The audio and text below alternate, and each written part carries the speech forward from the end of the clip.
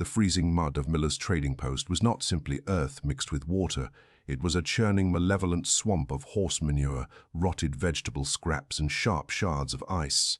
It gripped at the ankles of anyone foolish enough to walk through it, sucking the heat from the bone and promising a slow, freezing death to those who fell. Clara Higgins did not fall. She was thrown. Her uncle's hand, calloused and reeking of cheap corn liquor, was twisted tightly into the dark, tangled mass of her hair. Jebediah Higgins hauled her roughly through the slop, his own heavy boots finding purchase where Clara's could not. She was 22, but she moved with the agonizing, dragging gait of an old woman. Her left leg, crushed beneath the iron rim of a wagon wheel when she was 7, had healed jaggedly. The bones were a knotted, twisted mess of improperly set calcium, leaving her leg shorter than the right and forcing her foot to turn inward at a severe, unnatural angle. Every step was a negotiation with pain. "Get up, you useless lump of suet," Jebediah roared, his breath pluming in the freezing November air. He released her hair, shoving her hard between the shoulder blades. Clara's bad leg buckled instantly under the sudden force. She crashed down onto the rough, splintered planks of the trading post porch, her hands scraping against the freezing wood. Enoch Miller, the proprietor of the post, stood behind his counter, wrapped in a thick wool blanket, chewing on a matchstick. He watched the spectacle with the detached, cruel amusement of a man who held all the cards. "I told you, Jeb," Miller drawled, spitting a fleck of tobacco onto the floorboards. "I don't run a charity. You want the 100 pounds of flour, the winter salt, and the coffee. You need coin. Or pelt. I don't take promises from drunks." Jebediah wiped his running nose on his frayed sleeve, his bloodshot eyes darting around the empty, freezing yard. Desperation clung to him like a second skin. "I ain't offering a promise, Enoch," Jebediah wheezed, pointing a shaking finger at Clara, who was struggling to push herself up from the freezing planks. "I'm offering trade goods." Miller raised a single, bushy eyebrow. "You offering me the girl? She's strong in the arms," Jebediah said quickly, kicking at the hem of Clara's threadbare, mud-soaked skirt. "She can scrub a floor until you see your face in it. She can sew a straight seam. And she's got a warm body for the winter nights. You get lonely out here on the frontier, Enoch." Clara squeezed her eyes shut, a hot, humiliating tear leaking from the corner and tracking through the grime on her cheek. The words felt like physical blows. She was not a person to her uncle. She was an unwanted expense, a broken tool to be bartered away for a sack of ground wheat. She pulled her twisted left leg beneath her, trying to hide the deformity, trying to shrink into the shadows of the porch. Miller laughed. It was a dry, scraping sound like two stones grinding together. He walked out from behind the counter, stepping onto the porch. He didn't look at Clara's face. He looked at her leg. He reached out with the toe of his heavy, brass-buckled boot and casually, cruelly nudged her twisted, inward-facing foot. Clara gasped, a sharp spike of agony shooting up to her hip as the poorly healed bones ground together. "A scrub woman," Miller sneered. "She can't even stand up straight to fetch water from the creek. A lame workhorse ain't worth a sack of flour, Jebediah, let alone coffee. What am I supposed to do with a broken beast of burden?" "She can work on her knees," Jebediah yelled, panic elevating his voice to a shrill pitch. He reached down, grabbing Clara by the collar of her dress, and violently threw her forward, off the edge of the porch and back into the freezing, churning mud of the yard. "Show him, Clara. Get on your knees and show him you ain't useless." Clara hit the slush with a heavy, wet smack. The freezing mud instantly soaked through her thin dress, numbing her skin. She didn't cry out. The town had beaten the sound out of her years ago. She simply lay there in the filth, the icy water seeping into her bones, waiting for the final verdict on what her broken body was worth. If you are liking the story, please subscribe. I know you must have subscribed by now, so let's continue. The verdict did not come from Miller.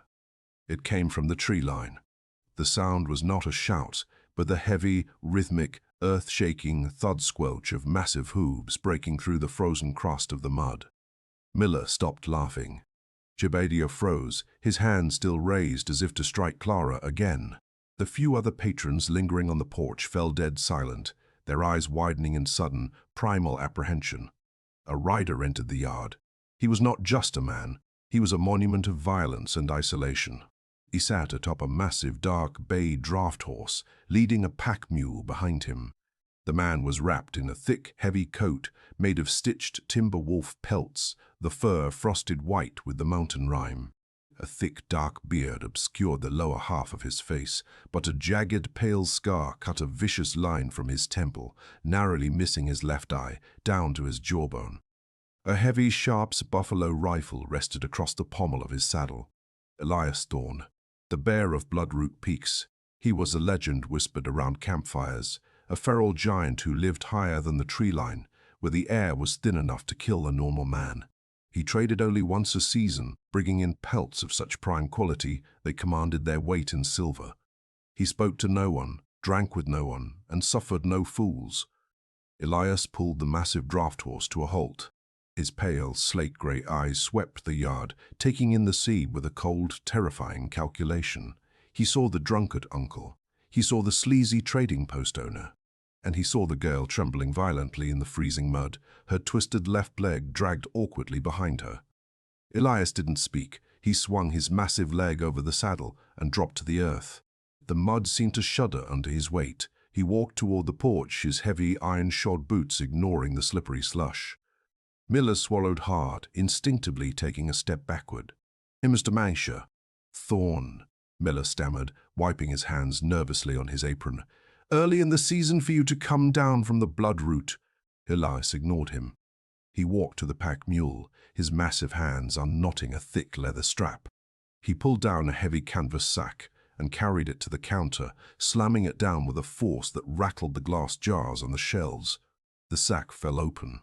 Inside were 6 prime, flawless silver fox pelts and a dozen thick, winter coat timber wolf hides. They were perfectly cured, soft as silk, and worth over $100 in hard currency. A small fortune on the frontier. "I'll take the flour," Elias rumbled. His voice was a deep, gravelly vibration that seemed to originate from the granite peaks he called home. "The winter's salt." "The coffee."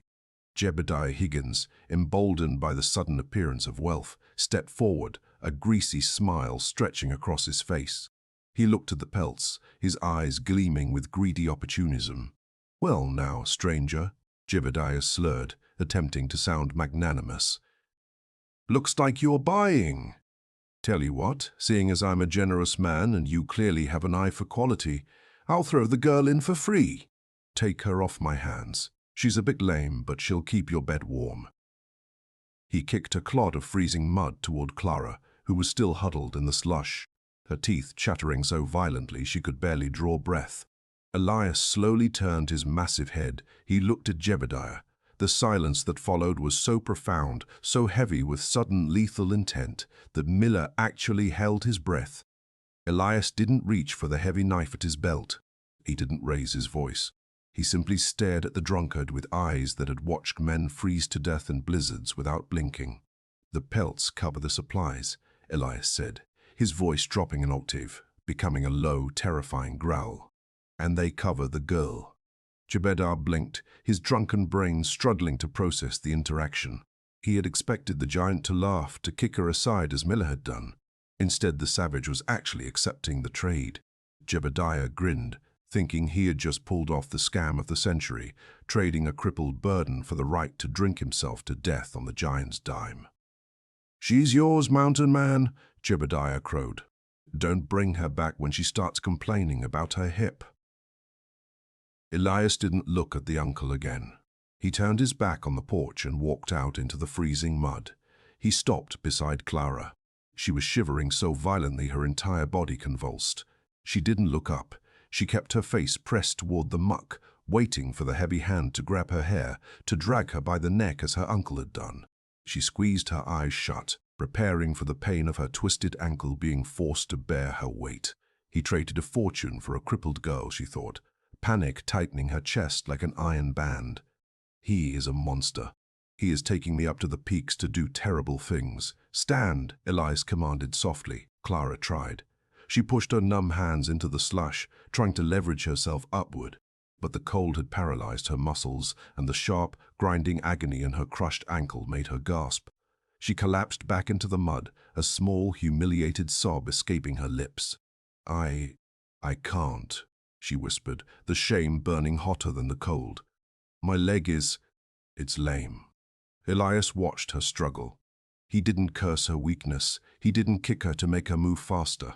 He dropped to one knee in the freezing muck, heedless of the filth staining his heavy buckskin trousers. He reached out.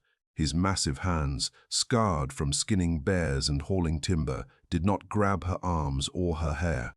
He slid one thick, powerful arm beneath the crook of her knees, being careful not to touch the twisted left ankle. He slid his other arm behind her back, supporting her trembling shoulders. He stood up. He didn't grunt with the effort. He lifted her from the freezing slush with a shocking, effortless gentleness, as if she weighed no more than a bundle of dry kindling. Clara gasped, her eyes flying open. She was suddenly suspended 5 feet in the air, pressed against the massive, broad chest of the giant. He smelled of wood smoke, pine resin, and the sharp, clean scent of the high altitude. The thick timber wool fur of his coat was incredibly warm, immediately beginning to draw the bone-deep chill from her shivering frame. She instinctively wrapped her arms around his thick neck to steady herself, her mud-caked hands resting tentatively on the fur. Elias didn't look at the stunned man on the porch. He didn't wait for Miller to load his supplies. He carried Clara to the massive, dark bay horse, setting her gently onto the saddle sideways, ensuring her twisted leg rested comfortably against the leather, bearing no weight. He swung up behind her, his massive frame enveloping her completely, acting as an impenetrable wall of heat against the freezing wind. He took the reins in one hand, wrapping his other arm securely around her waist to keep her steady. "Hold on," he rumbled. He turned the horse. No one spoke. Jevedar Higgins stood slack-jawed in the freezing mud, watching as the bear of Bloodroot Peaks rode out of the yard. Elias had not dragged his purchase. He had carried her. And as the massive draft horse began the brutal ascent toward the jagged, impassable crags of the mountain, Clara clung to the saddle horn, the heat of the giant burning against her back, wondering if she had just been traded to a monster or rescued by one. The ascent into the Bloodroot Peaks offered no answers, only a slow, punishing crawl into the belly of the sky. The air grew thinner with every passing mile, carrying the metallic, biting scent of imminent snow. The dark bay horse navigated the treacherous, narrow switchbacks with a steady, plodding rhythm, its iron-shod hooves striking sparks against the exposed black shale. Behind them, the trading post and the muddy valley disappeared beneath a thick, bruised blanket of storm clouds. Clara sat rigid in the saddle, her twisted left leg hanging awkwardly against the horse's flank, throbbing with a dull, rhythmic ache that synced perfectly with her racing heart. The cold here was not merely a temperature. It was a living, malicious entity that sought to pry its way beneath her thin, mud-soaked dress and freeze the marrow in her bones. But it could not breach the fortress of the man seated behind her. Elias Thorne was a furnace of dense muscle and heavy hide. His massive chest acted as a windbreak, and the thick, unyielding arm he kept wrapped securely around her waist was an iron bar keeping her tethered to the beast beneath them.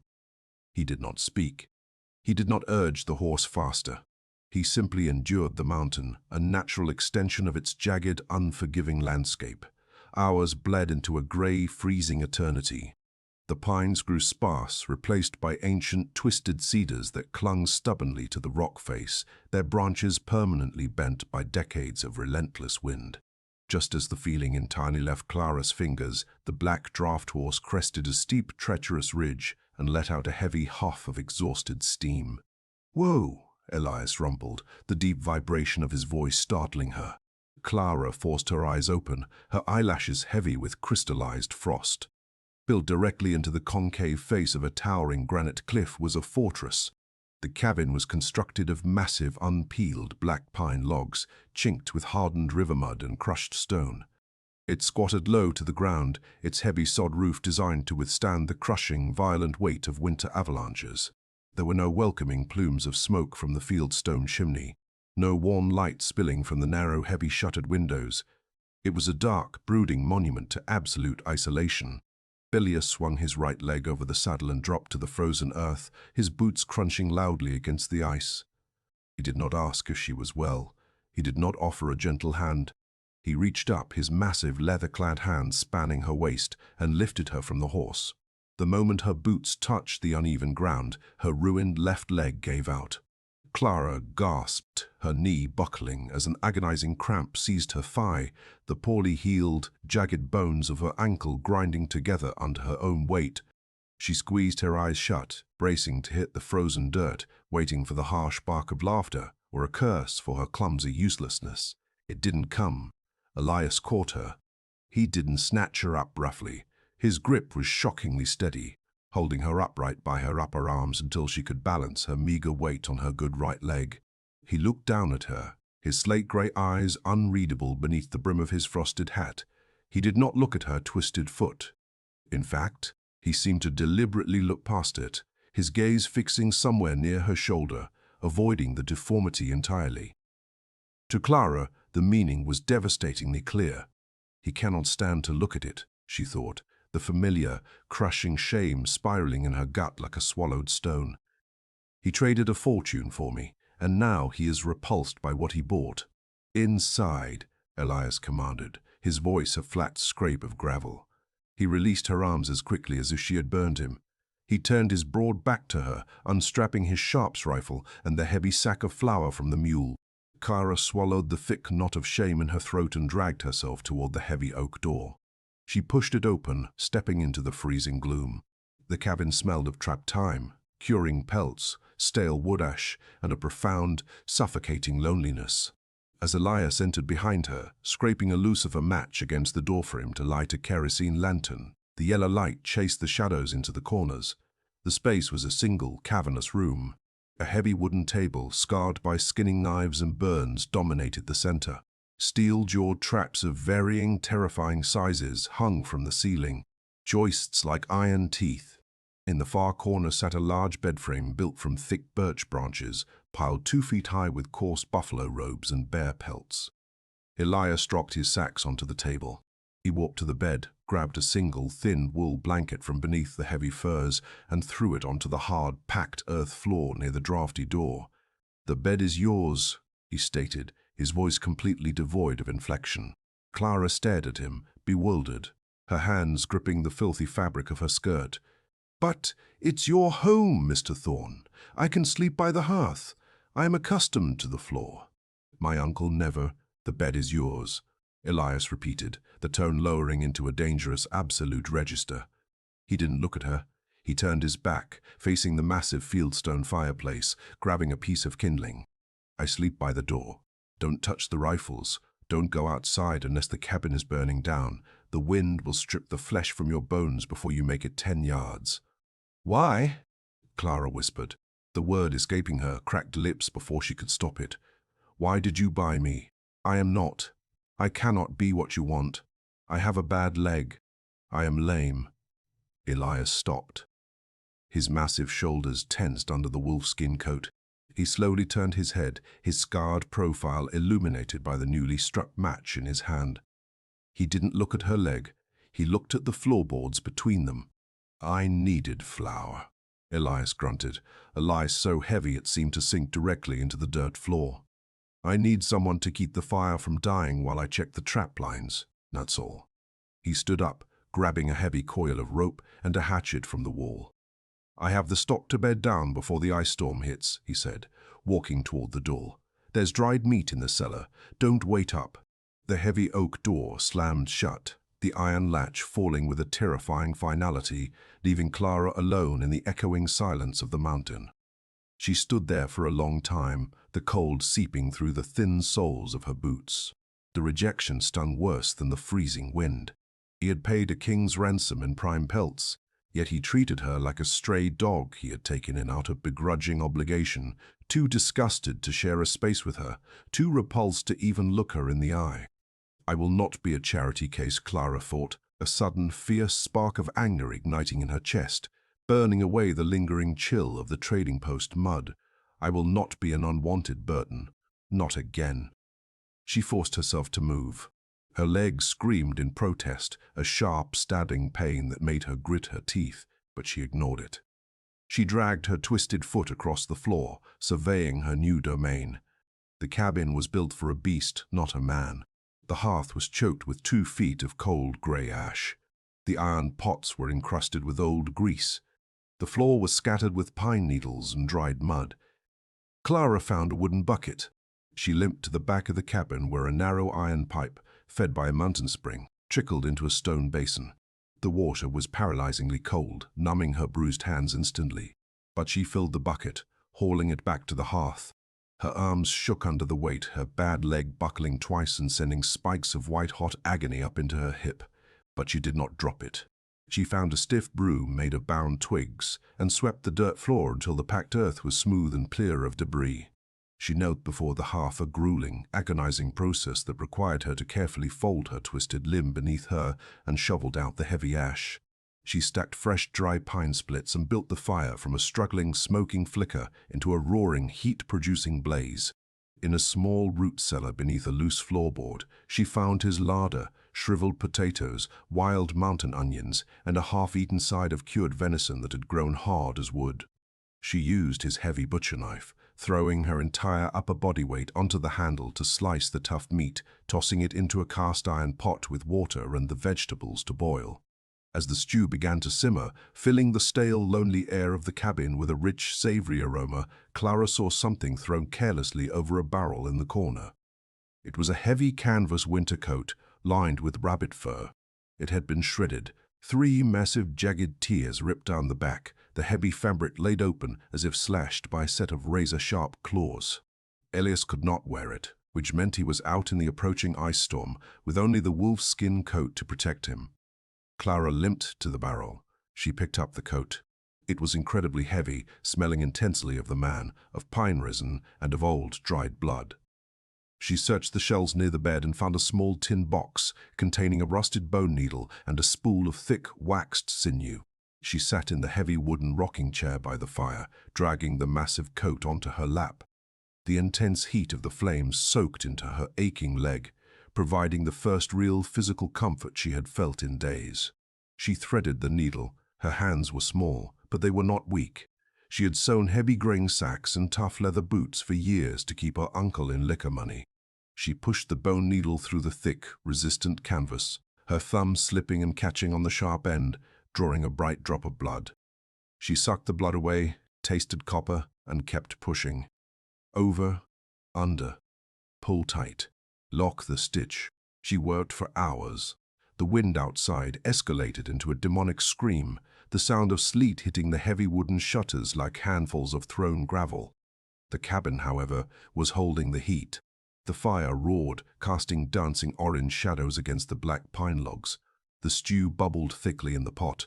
By the time the heavy oak door finally rattled violently on its iron hinges, Clara's fingers were stiff and cramping. But the 3 massive tears in the canvas coat were gone. They were replaced by neat, incredibly strong lines of locking stitches that would hold against any blizzard. Elias burst into the room with a violent gust of blinding white snow. He was a snowman built around a core of solid granite. Ice clung to his dark beard in thick, heavy icicles. He kicked the door shut, leaning his massive weight against it to drop the heavy iron bar into place, sealing out the lethal cold. He expected the dark. He expected the freezing, empty silence of a cabin that had not felt the touch of a woman in a decade. He expected a broken, weeping girl huddled in the corner, paralyzed by her own limitations. He stopped dead, his massive chest heaving. The air was sweltering. The yellow glow of the roaring fire danced across the clean, swept floorboards. The overwhelming, mouth-watering smell of venison stew and wild onions hit him like a physical blow. And there, sitting by the fire, her head resting against the back of the rocking chair, was Clara. She had fallen asleep from sheer, agonizing exhaustion, the heavy canvas coat still resting in her lap, her small, bruised hand clutching the bone needle. Elias slowly stripped off his soaked, freezing leather gloves, the wet hide peeling away with a wet shuck. He walked toward the fire, his heavy boots silent on the dirt floor. He looked at the bubbling pot of stew. He looked at the meticulously stacked firewood. He looked at the coat in her lap. He saw the stitches. He saw the drop of dried blood on her thumb where the needle had bitten her. He knew the thickness of that canvas. He knew the sheer, mind-numbing effort it would have taken a woman with a maimed leg to move around this cabin, hauling freezing water and heavy wood, just to sit and push a bone needle through that fabric for hours. He looked at her face. In sleep, the deep lines of constant pain and fear were smoothed away. The firelight played across her delicate features, illuminating the dark, bruised circles of exhaustion under her eyes. Clara shifted in her sleep, letting out a small, quiet sigh of pain, her hand instinctively reaching down to rub her twisted left thigh. Her eyes fluttered open. She gasped, startled to find the giant standing silently over her. She immediately scrambled to sit upright, clutching the coat to her chest, her body tense, waiting for a reprimand for touching his things. "I'm sorry," she stammered, her voice thick with sleep and lingering fear. "I fell asleep. The stew it's ready. I can fetch you a bowl." Elias didn't move. He reached down. He didn't touch her. He took hold of the heavy canvas coat, pulling it gently from her grip. He held it up to the firelight, inspecting the stitches. They were flawless, stronger than the original seams. He looked back at her. His scarred face was a mask of stoic, hardened stone, but the pale slate of his eyes was cracking, revealing a profound, silent awe underneath. "You didn't have to do this," he rasped, his voice rougher than the wind howling outside. "I am not a sack of flour, Mr. Thorne," Clara said, her voice shaking, forcing herself to sit tall despite her fear and the burning ache in her hip. "I am not trade goods, and I will earn my keep." Elias stared at her for a long, heavy moment. The friction of his gruff, isolated existence was colliding violently with her quiet, undeniable resilience. He walked to the heavy wooden table, dropping the mended coat. "The name is Elias," he grunted, turning his broad back to her to hide the sudden, unfamiliar tightness in his throat. "Fetch the bowls. We eat while it's hot." Clara pushed herself up from the rocking chair, her left hip screaming in violent protest after sitting for so long. She bit the inside of her cheek to stifle a gasp, dragging her twisted foot across the swept dirt floor to the wooden shelves. She retrieved 2 battered tin bowls and spoons, her hands trembling slightly from the sheer overwhelming exhaustion that saturated her bones. She ladled the thick steaming broth and chunks of tenderized venison into the bowls, setting the larger portion in front of the giant. They ate in a silence that was thick, not with the hostility she was accustomed to at the trading post, but with a cautious, fragile truce. The stew was rich, the wild mountain onions lending a sharp, sweet bite that cut through the gamey flavor of the meat. Elias ate with the methodical, focused intensity of a man who viewed food purely as fuel. Yet he took a second bowl, scraping the bottom with his tin spoon. It was an unspoken compliment that made a strange, unfamiliar warmth bloom in Clara's chest. That fragile warmth was entirely obliterated by the mountain 3 days later. The blizzard that descended upon the Bloodroot Peaks did not arrive with a warning. It struck with the concussive force of a physical blow. The wind escalated from a howl into a continuous, deafening, demonic shriek. The temperature plummeted so rapidly that the moisture from their breath crystallized in the air, settling like diamond dust on the heavy furs. The cabin became a subterranean tomb, sealed off from the world by 10 feet of hard-packed drift snow. On the afternoon of the 4th day, a terrifying sound eclipsed the gala deep, structural groan from the heavy black pine logs of the roof, followed immediately by a sharp, splintering sea crack. Elias stood up instantly, his slate-gray eyes snapping toward the ceiling joists. "A widow-maker," he rumbled, his voice tight with sudden alarm. A dead pine snapped in the wind. "It's resting on the sod roof. If it shifts, it'll crush the crossbeams and cave the cabin in." He didn't hesitate. He grabbed the heavy canvas coat Clara had meticulously mended, thrusting his massive arms into the sleeves. The bone needle stitches held firm, stretching taut across his broad shoulders without yielding an inch. He grabbed a heavy iron felling axe from the corner and pulled his thick leather gloves over his hands. "Drop the iron bar behind me," Elias commanded, his hand on the heavy oak door. "Do not open it until you hear me knock 3 times. Keep the fire roaring." He threw the door open, stepping out into a blinding, chaotic vortex of white-out snow, and pulled it shut behind him. Clara scrambled to the door, her bad leg throbbing with a dull, sickening pulse, and threw the heavy iron bar into its cradle. Then she waited. The silence inside the cabin, contrasted with the battering ram of the storm outside, was agonizing. Clara paced the length of the hearth, clutching her hands together. An hour crawled by in a state of suspended terror. Then she heard the heavy, rhythmic thuds of the felling axe biting into dense timber above her. Each strike sent a shudder through the floorboards. Suddenly, the chopping stopped. There was a massive, scraping groan of heavy timber sliding off the sod roof, a concussive thud as the tree hit the frozen earth outside, and then nothing. Clara held her breath. 10 minutes passed. The wind shrieked. Thump, thump, thump, thump. 3 weak, erratic knocks struck the bottom of the oak door. Clara hauled the heavy iron bar up, her shoulder muscles straining, and dragged the door inward. The wind knocked her backward, filling her lungs with freezing ice crystals. A massive shape loomed in the whiteout on the porch.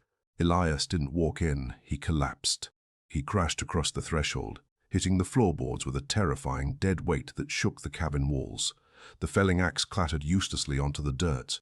Elias! Clara shoved the door shut against the gale, plunging the heavy iron bar back into place, and dropped to her knees beside him. He was encased in a shell of solid ice, but that was not what made Clara's breath stop entirely. A massive, spreading stain of dark, hot crimson was soaking through the thick canvas of his coat, pooling on the floorboards beneath his right side. His face was deathly pale, his lips carrying a faint, terrifying tinge of blue, and his skin was radiating a lethal, unnatural heat. Elias, what happened?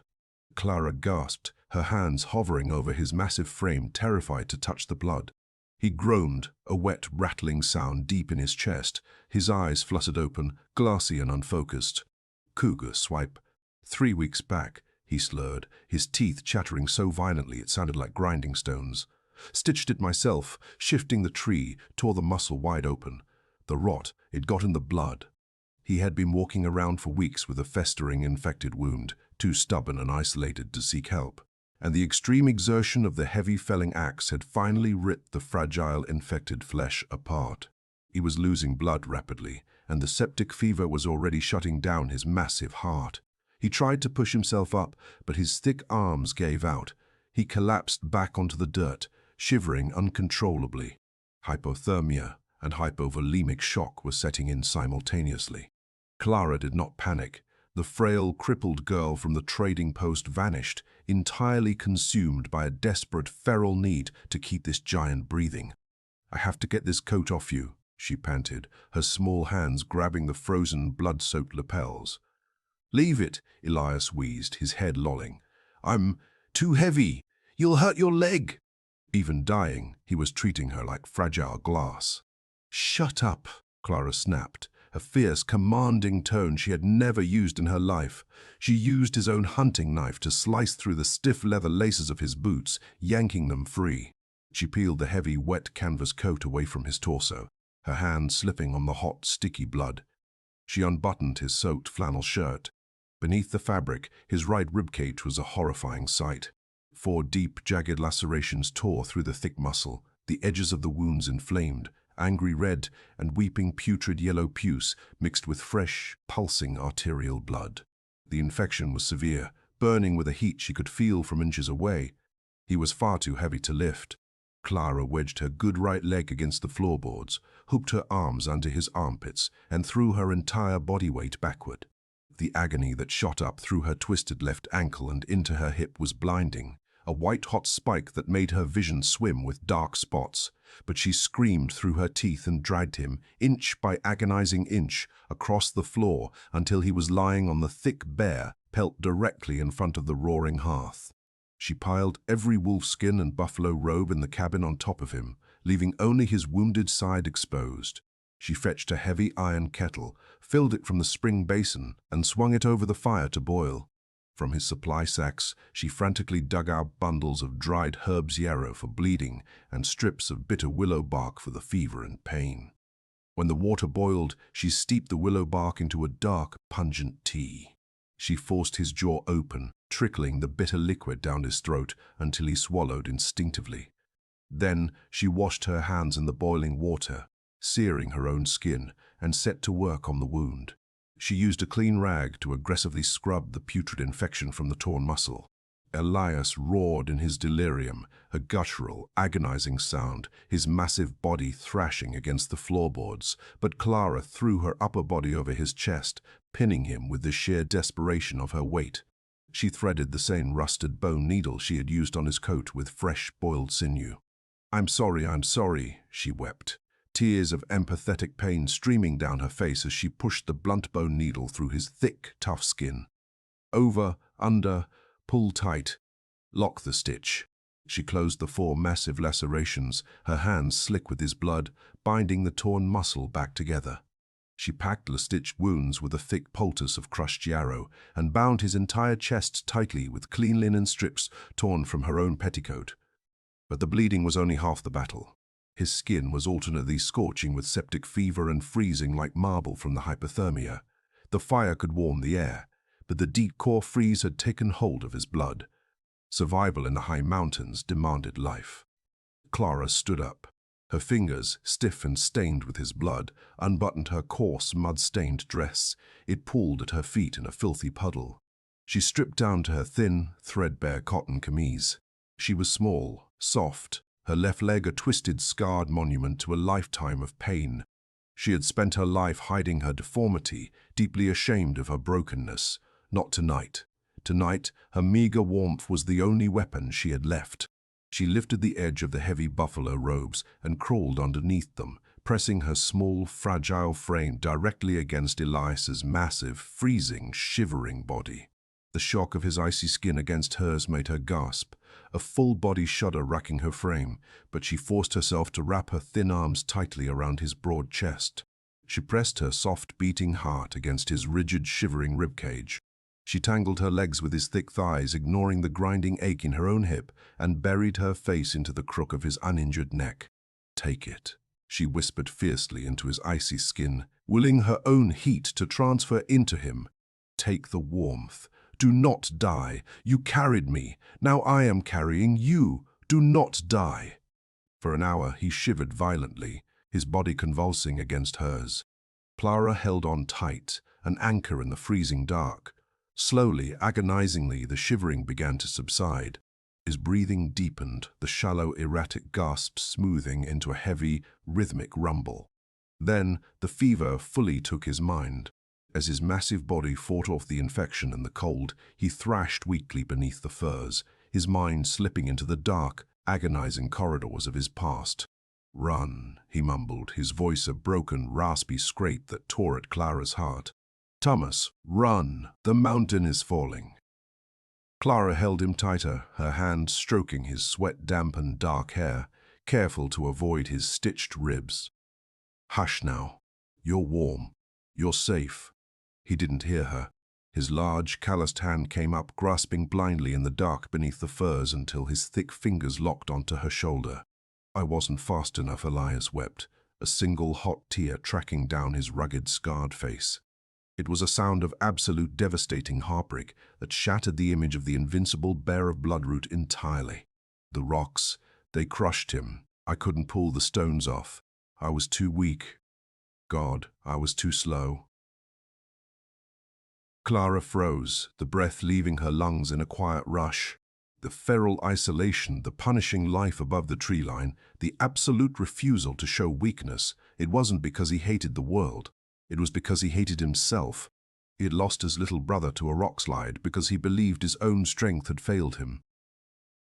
"Oh, Elias," Clara whispered, hot tears spilling down her cheeks, falling onto his fever-hot chest. She pressed her face against his jaw, holding him with a fierce, protective tenderness. "You were not weak. You were just a man carrying a mountain on his back." His thrashing ceased. The frantic rolling motion of his eyes beneath his closed eyelids slowed. The heavy, suffocating grip of his guilt seemed to loosen just a fraction of the feel of her tears on his skin. He sank into a deep, healing, dreamless sleep. By the time the grey, watery light of dawn filtered through the frosted window slits, the storm had finally broken. The wind was a quiet, spent sigh against the heavy logs. The cabin was silent, save for the popping of the embers in the hearth. Elias opened his eyes. The delirium was gone. He felt the heavy, suffocating weight of the furs, the dull, deep-throbbing ache in his stitched ribs, and the astonishing, overwhelming heat pressed along the entire length of his body. He turned his head slowly. Clara was asleep, her face inches from his own. Her dark hair was splayed across his massive shoulder. Her thin arm was thrown over his torso, her soft body pressed intimately against his hardened muscle. Elias did not move. He barely breathed. He remembered the blinding agony of the torn muscle, the freezing mud on the porch, the absolute certainty that he was going to die on his own floorboards. And he remembered the searing heat of boiling water, the sharp bite of a bone needle, and the soft, fierce voice commanding him to live. She had dragged his 250-pound frame across the floor. She had saved his life. As he watched her sleep, Clara shifted. Her brow furrowed in sudden pain, and a quiet whimper escaped her lips. Beneath the furs, the muscles in her twisted left calf seized violently in a crippling cramp, a frequent agonizing consequence of the cold and the sheer physical exertion she had subjected her ruined leg to the night before. Elias didn't hesitate. He shifted his weight, ignoring the sharp, tearing pain in his own ribs. He reached his massive, calloused hand down beneath the heavy blankets. He found her twisted, scarred left leg. He didn't pull away in disgust. He didn't treat it like a broken, useless thing. His thick fingers wrapped gently around her cramping calf, with a touch lighter than a falling snowflake, but firm enough to penetrate the knotted muscle. He began to massage the seized limb. He worked his thumb deep into the rigid tissues, rubbing the warmth of his massive hand into the cold, aching bones, soothing the violent cramp with slow, methodical, reverent strokes. Clara gasped, her eyes flying open. She felt the massive hand on her deformity, and a wave of pure, instinctive panic washed over her. She tried to pull her leg away, her face flushing with hot shame. "Don't look at it," she choked out, her voice thick with sleep and humiliation, tears springing to her eyes. "Please, it's ugly. It's broken." Elias didn't let go. He tightened his grip just enough to hold her still, continuing the slow, healing massage of her calf. He looked up, meeting her terrified, tear-filled eyes. The cold, dead slate of his gaze was entirely gone, replaced by a deep, burning, unshakable awe. "It ain't broken," Elias whispered, his voice a low, gravelly vibration that resonated in the quiet cabin. He moved his hand up, resting his palm gently over the jagged, poorly healed bones of her crushed ankle. He looked at the limb not as a flaw, but as a monument to her survival. "It carried my weight across the floor. It kept me breathing." He shifted closer, closing the microscopic distance between them, and pressed his scarred forehead gently against hers. "I have walked with men who had 2 strong legs, and they ran when the mountain fell," Elias rumbled, his breath warm against her lips. "You, Clara Higgins, you stand taller than anyone I know. Which country are you watching this video from? Please let me know in the comments below." The warmth of that single, impossible truth settled deep into the marrow of Clara's bones, thawing a lifetime of frozen shame. As the brutal high country winter slowly exhausted its fury, the bloodroot peaks began to weep. The thaw did not arrive with a gentle, whispering breeze. It announced itself with the violent, concussive cracking of deep ice giving way. Rushing cataracts of black meltwater and viscous slush tore through the jagged ravines, carrying boulders the size of anvils in their frothing, icy jaws. Inside the black pine cabin, the oppressive, terrifying isolation had transformed into a fierce, quiet sanctuary. Elias's torn ribs had healed into a thick, knotted ridge of pink scar tissue. He moved with a slight stiffness, but the lethal, predatory grace of the mountain man had fully returned. Clara's twisted leg still throbbed when the barometric pressure dropped, but she no longer dragged her foot in humiliation. She walked with her head held high, aided by a beautifully balanced, smooth-sanded cedar cane Elias had carved for her by the fire. It was a Tuesday morning, the air thick with the smell of turning earth and wet pine, when the sanctuary was violently breached. Clara was standing by the heavy fieldstone hearth, using a thick rag to pull a cast-iron skillet of sizzling salt pork from the flames. Elias was at the heavy oak table, running a whetstone along the edge of his massive skinning knife. The rhythmic shh, shh of the steel was a soothing domestic sound. Crack, It was not the sound of shifting ice, it was the sharp, flat, metallic report of a Winchester rifle. The heavy clay water pitcher sitting on the windowsill exploded inward, sending a shower of razor-sharp pottery shards and freezing water flying across the swept dirt floor. Elias moved before the echo of the gunshot had even faded from the granite cliffs. The skinning knife dropped to the table. He lunged across the room, his massive frame moving with a terrifying explosive speed, and tackled Clara to the floorboards just as a second bullet tore through the heavy wooden shutter, burying itself deep in the wall where she had been standing a fraction of a second before. "Stay down," Elias roared, his voice completely devoid of the gentle warmth it held moments ago. The bear of Bloodroot had returned, his slate-grey eyes wild and lethal. Outside, the slushy mud of the yard was being violently churned by the hooves of several horses. "Thorn!" The voice that floated over the rushing wind made Clara's stomach violently heave, the salt pork turning to ash in her mouth. It was Jebediah Higgins. It was the voice of the trading post, of the mud, of the whip and the drunken, slurred insults. "Come out, mountain man!" Jebediah screamed, his voice thick with liquid courage and ugly, desperate greed. "We know you got a hoard in there. A man don't pay for a crippled, useless stray with prime silver fox unless he's got gold dust hidden under the floorboards." Elias rolled off Clara, keeping low to the floor. He scrambled to the center of the room, his fingers finding the recessed iron ring of the root cellar trap door. He yanked it upward. "Get in the dark," Elias commanded, his jaw clenched so tight the scarred skin pulled taut across his bone. He shoved the Sharps buffalo rifle into her hands, too heavy for her to fire accurately standing, but deadly if braced on the ladder. "You point this up. If the face looking down ain't mine, you pull the trigger and let the recoil break your shoulder. Do you understand? Elias, there are too many." Clara choked out, the familiar, suffocating terror of her uncle paralyzing her throat. "They brought guns," Elias rumbled, drawing the massive iron-headed felling axe from the corner. "I am bringing the mountain."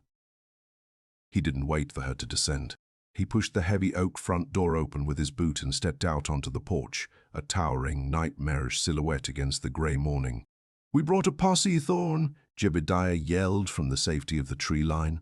5 hired thugs from Miller's trading post, ruthless, dead-eyed men looking for easy gold fanned out through the slush, raising their rifles. "The lame girl's probably frozen meat by now. Make it easy. Give us the gold and we'll make your hanging quick." Elias didn't speak. He didn't negotiate with vultures. He reached over his shoulder and pulled his twin-barreled coach gun from its scabbard on his back. Boom. The roar of the black powder was deafening. A blinding flash of muzzle fire illuminated the yard. A hired gun 30 yards away with his rifle raised took the brunt of the heavy buckshot in the chest. He was punched backward off his feet, flying through the air as if kicked by a mule, landing dead in the freezing slush. "Fire! Kill the savage!" Jebediah screamed in panic, his horse rearing wildly. A volley of rifle fire erupted from the trees. Bullets hammered the thick black pine logs of the cabin, sending deadly, jagged splinters flying across the porch. Elias dropped the empty coach gun. He didn't retreat inside. He vaulted over the heavy timber railing, landing in the freezing, ankle-deep slush of the yard with a heavy splash. He moved through the mud with terrifying, unnatural speed for a man of his immense size. He met the first flanker before the man could work the lever of his Winchester. Elias swung the heavy felling axe in a brutal, horizontal arc. The iron head crushed the man's ribs with a sickening crunch, sending him crashing into the mud, screaming in agony. Elias spun, using the momentum of the heavy axe to block a desperate bayonet thrust from a second man. He grabbed the barrel of the man's rifle with his bare left hand, ignoring the searing heat of the metal, and drove the heavy wooden handle of the axe directly into the bridge of the man's nose. Cartilage shattered. Blood sprayed across the white slush. The yard became a chaotic, swirling nightmare of acrid sulfur, copper blood, and raw, visceral violence. Elias was a force of nature, taking a grazing bullet to his thick shoulder and a shallow slice across his bicep. But he didn't slow. He waded through the hired killers, roaring, breaking the men who had dared to bring violence to his sanctuary. But in his feral, blood-soaked rage, The giant had been drawn down the slope, away from the cabin walls. Jebediah Higgins had not joined the fight in the mud. He was a coward who fought only those weaker than himself. While Elias decimated the posse, Jebediah slipped off his horse, creeping around the jagged rock face, moving toward the back of the cabin where a narrow window had been shattered by the crossfire. Inside the cabin, Clara had not gone down into the brute cellar. She heard the deafening cracks of gunfire outside, her hands covering her ears. Then she heard the loud, unmistakable crunch of heavy boots on broken glass. Not outside. Inside. Clara froze. She peered around the edge of the heavy oak table. Jebediah was climbing through the shattered rear window, his heavy coat catching on the jagged splinters of the frame. He dropped heavily onto the dirt floor, his breathing ragged, a rusted hunting knife gripped tightly in his shaking hand. His pale, watery eyes darted wildly around the dim space, searching for the loose floorboard, searching for the loose floor. "Where is it?" Jebediah hissed to himself, his face slick with sweat, kicking a wooden stool out of his way. He turned toward the hearth, and he stopped dead. Standing beside the stone fireplace, leaning heavily on her carved cedar cane, was Clara. She wasn't a shivering, mud-soaked skeleton in rags.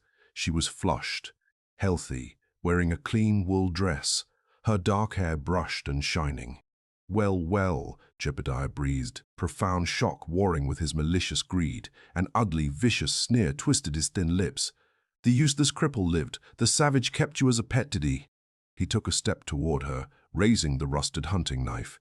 "Tell me where he hides the gold dust, Clara," Jebediah spat, his eyes narrowing into cruel slits. "Tell me, and I might just cut your throat quick. Save the world, the burden of feeding a broken workhorse." Clara didn't cower. She didn't weep. She looked at the man who had starved her, who had beaten her, who had thrown her into the freezing mud, and laughed at her pain. She felt the heavy, suffocating weight of her childhood fear rise in her chest, and then she let it burn. She was not the broken girl from the trading post. She had dragged a dying giant across the floorboards. She had survived the bloodroot peaks. Clara dropped her cedar cane. It clattered against the stone hearth. "I am not a burden," Clara whispered, her voice steady, vibrating with an iron resolve that echoed off the heavy logs. Jebediah sneered, lunging forward with the knife aimed directly at her chest. "Die, you useless!" Clara didn't try to run. She didn't try to dodge on her bad leg. She planted her twisted left foot firmly against the packed earth, using the stance she had perfected over 20 years of compensating for her maimed limb. Her right hand dropped to the hearth. Her fingers wrapped around the thick iron handle of the heavy cast-iron skillet she had just pulled from the fire. It was blisteringly hot, still popping with boiling grease, and weighed nearly 10 pounds. She swung. She brought the massive iron skillet out from her side in a brutal, desperate, two-handed arc. She put every ounce of her heavily developed upper body strength and the full momentum of her turning hips into the blow. She didn't aim for his head. She aimed lower. Crack. The heavy, flat bottom of the cast-iron skillet slammed directly into the side of Jebediah's right knee. The sound of the patella shattering and the joint snapping backward was sickeningly loud, like a thick, dry branch exploding under the wheel of a heavy wagon. Jebediah didn't just scream, he shrieked a high, inhuman, piercing wail of absolute, paralyzing agony. The rusted hunting knife flew from his grip, clattering uselessly across the room. His right leg collapsed inward at a grotesque, unnatural angle. He crashed heavily to the dirt floor, dropping his face into the ash of the hearth, clutching his ruined, completely shattered knee, weeping and thrashing in the dirt. Clara stood over him, heaving, her chest rising and falling. Her knuckles were white around the handle of the skillet. Grease splattered across her apron. She looked at her uncle, writhing on the ground, permanently crippled, finally understanding exactly what the pain he had mocked for 20 years felt like. She looked wild. She looked terrifying. She looked magnificent. The heavy, splintered front door was kicked entirely open, the iron hinges shrieking in protest. Elias burst into the room. He was a terrifying vision of absolute carnage. His massive chest was heaving, his canvas shirt torn to ribbons and soaked in the blood of the posse outside. The heavy, felling axe in his hand dripped thick crimson onto the pristine floorboards. His pale, slate-gray eyes were wild with panic, expecting to find her dead on the floor. He looked at the shattered window. He looked at the screaming, writhing, broken man on the dirt. And he looked at Clara. She stood tall, her weight braced perfectly on her bad leg, the heavy iron weapon still raised in her hands, her eyes blazing with a fierce, untamed fire. She met his shocked gaze, her breathing ragged but entirely steady. "He came for the gold," Clara said, her voice shaking slightly, but fiercely unapologetic. She lowered the skillet, the iron ringing against the stone hearth. "I told him the price was too high." Elias stared at the heavy iron skillet, its flat bottom still smoking slightly in the freezing draught of the shattered window. He looked from the iron to the weeping, pathetic mass of Jebediah Higgins writhing in the dirt, and finally to the chest-heaving, unyielding woman who had just defended his hearth. The scent of black powder, hot grease, and the sharp, acidic tang of Jebediah's terrified sweat filled the enclosed space, warring with the clean smell of the mountain pines. The bear of Bloodroot Peaks, the feral giant who had just dismantled 5 armed men in the slushy yard with nothing but an axe and raw fury, felt his massive knees go weak. It wasn't the blood loss from the bullet graze burning a hot trail across his thick shoulder, nor the slice across his bicep. It was the sheer, suffocating realization of how close he had come to finding her dead on the floorboards. Elias crossed the room in 2 massive strides. He didn't look at the hunting knife discarded in the dirt.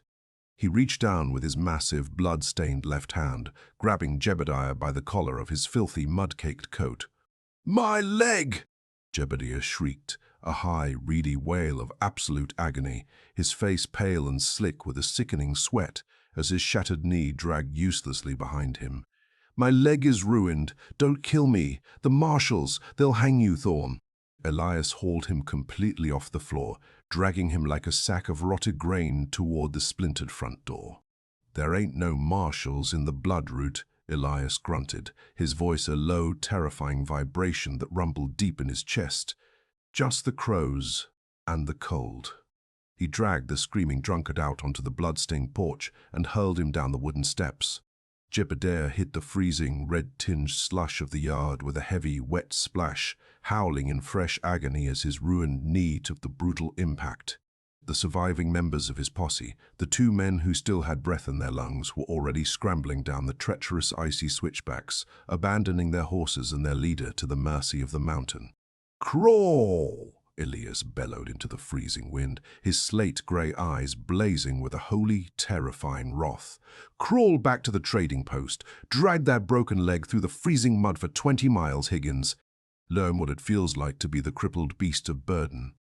He turned his back on the weeping, pathetic creature groveling in the slush and walked back inside, kicking the heavy, splintered oak door shut with his heavy boot. He dropped the heavy iron bar back into its cradle with a definitive clang. The adrenaline that had fueled his feral rage instantly evaporated, leaving a crushing, hollow exhaustion in its wake. Elias dropped the felling axe. It hit the swept dirt floor with a dull thud. He leaned heavily against the black pine log wall, his massive shoulders slumping, his broad chest heaving as he gasped for the thin mountain air. Blood seeped through the tear in his canvas shirt, a dark, spreading stain over his bicep and shoulder.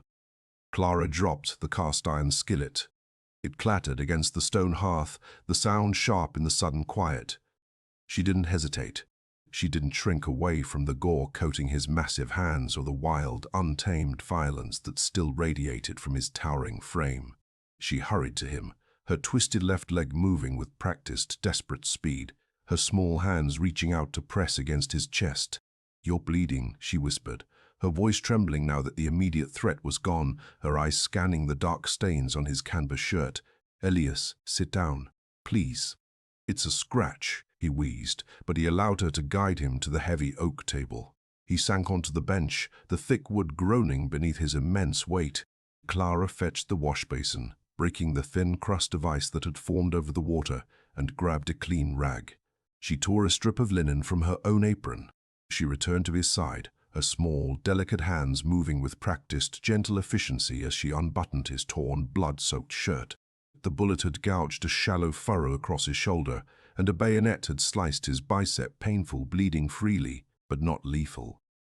She washed the blood and soot from his skin. Elias hissed as the freezing water hit the raw flesh, his massive hands gripping the edge of the table until his thick knuckles turned white. He didn't look at the wound. He looked at her.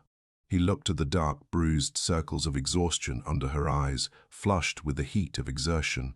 He looked at the way she braced her weight flawlessly on her twisted leg, ignoring her own lingering pain to tend to his. He saw the cast-iron skillet resting by the hearth. I brought this to her, Elias thought, a dark, suffocating guilt rising in his throat like thick, choking smoke. She was suffering in the valley, and I brought her into a slaughterhouse. I am a magnet for violence. I ruin everything I touch. When the wounds were tightly bound with the clean linen, Clara stepped back, wiping her blood-stained hands on her ruined dress. "It needs proper stitches, but it will hold until the bleeding stops," she said softly, offering him a tentative, relieved smile. Elias didn't smile back. His face was a mask of grey, agonizing resignation. He stood up, ignoring the sharp pull of his bandaged shoulder. He walked to the center of the room, dropping heavily to his knees. He pried up a loose floorboard near the edge of the hearth and reached deep into the dark, freezing cavity beneath. He pulled out 2 heavy, worn leather satchels. He carried them to the table and dropped them. They hit the wood with a heavy, dense thud. He untied the thick leather drawstrings. Inside, gleaming dully in the weak morning light filtering through the shuttered window, were pounds of pure, unrefined gold dust and heavy nuggets. It was a king's ransom, the culmination of a decade of trapping, trading, and panning in the hidden, untouched streams of the high peaks. Elias pushed the heavy bags toward Clara.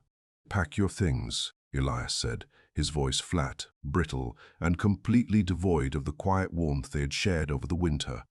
He didn't look at her. He couldn't bear it. He stared blankly at the scarred wood of the table. Clara froze, the bloody rag slipping from her fingers to the floor. "What?" "The pass will be clear by tomorrow," Elias continued, the words tearing at his throat like swallowed glass. "The draft horse can carry you down the far side of the ridge. You won't have to go through Miller's trading post.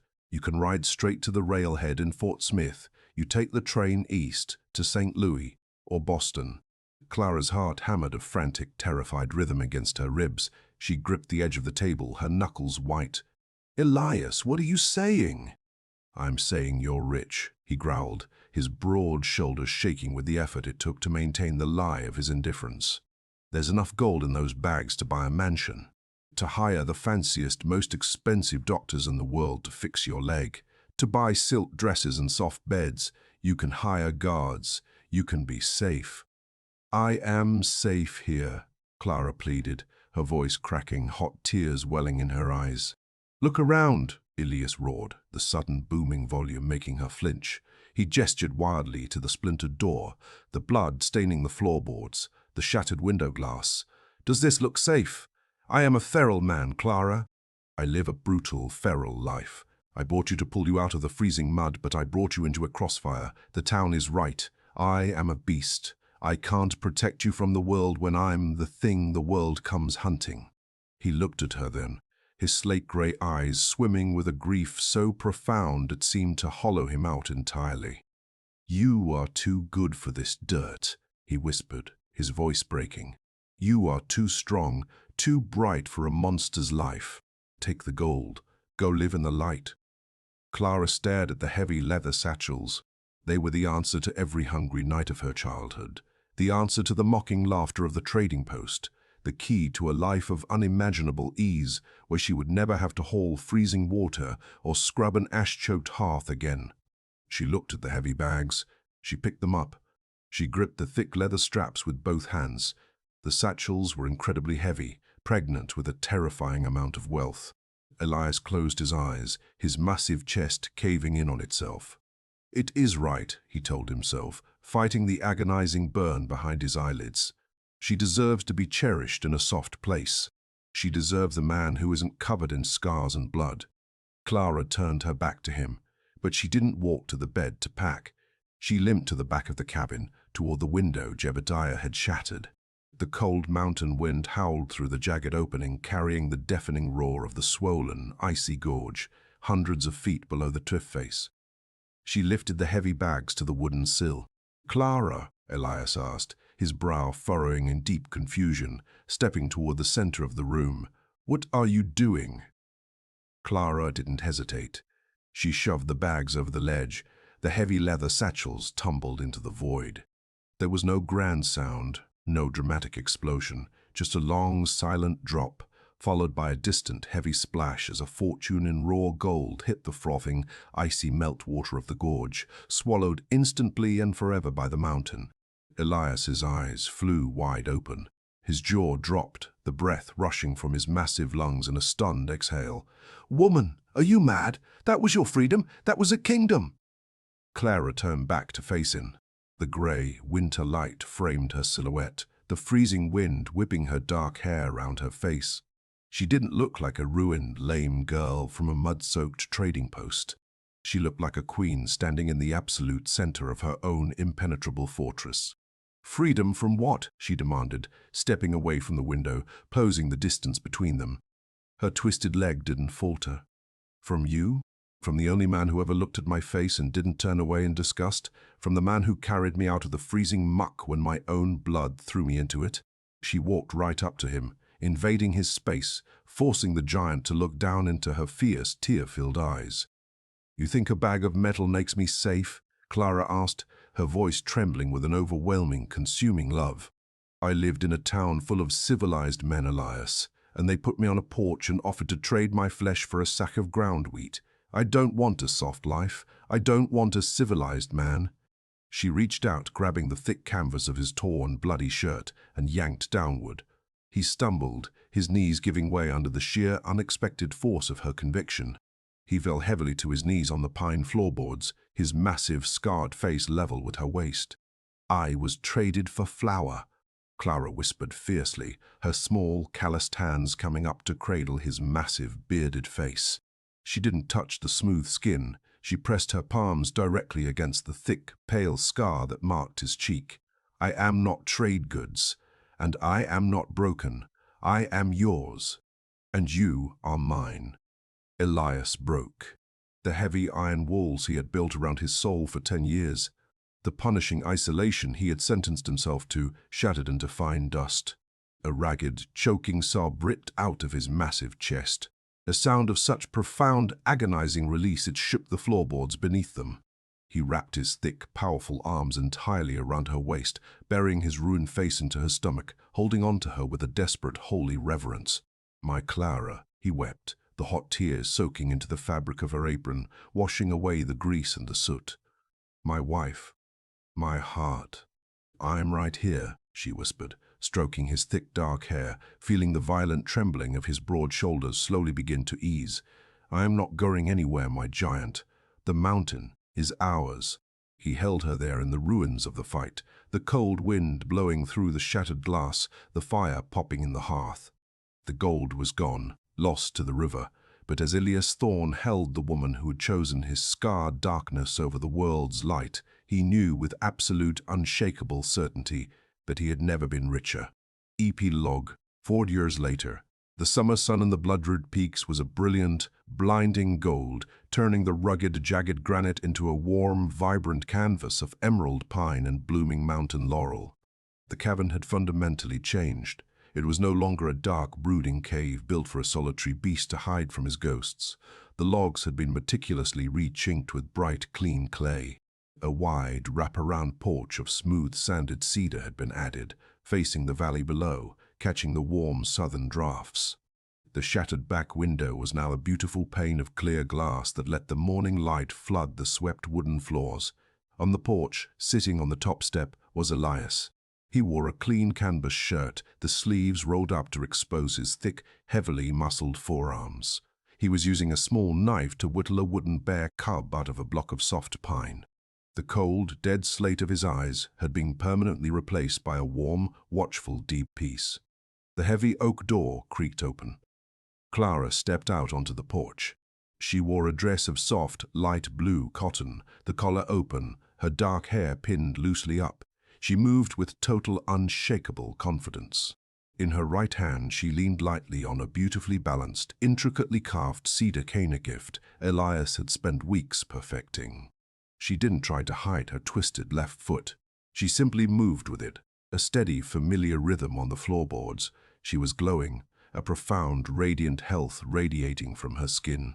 Resting effortlessly on her left hip, supported by her arm, was a plump, giggling infant with a mop of thick, dark hair and bright, slate-grey eyes. Elias stopped carving. He set the knife down and stood up. He didn't wait for her to ask. He moved instantly to the heavy wooden water buckets resting by the door, the ones she used to struggle to haul from the spring basin. He lifted both brimming buckets effortlessly in his massive hands. He didn't walk past her. He stopped, leaning down to press a soft, lingering kiss directly onto her lips, tasting the morning coffee and the mountain air. He reached out with a thick finger, letting the baby grab it with a surprisingly strong grip. "He's got your grip," Clara smiled, leaning her head against Elias's broad shoulder with a contented sigh. Elias chuckled, a deep, rich sound that vibrated in the warm air. "He's a thorn. We hold on to the things that matter." He carried the heavy buckets inside, his massive shoulders bearing the weight of the water, just as he had promised to bear any weight she ever asked of him. Clara watched him go, leaning on her cedar cane, holding their child in the golden sunlight. The mud of the trading post was a lifetime away. Up on the ridge, bathed in the light of the afternoon sun, the giant and his queen held everything that mattered, wealthy, beyond measure, entirely and perfectly free.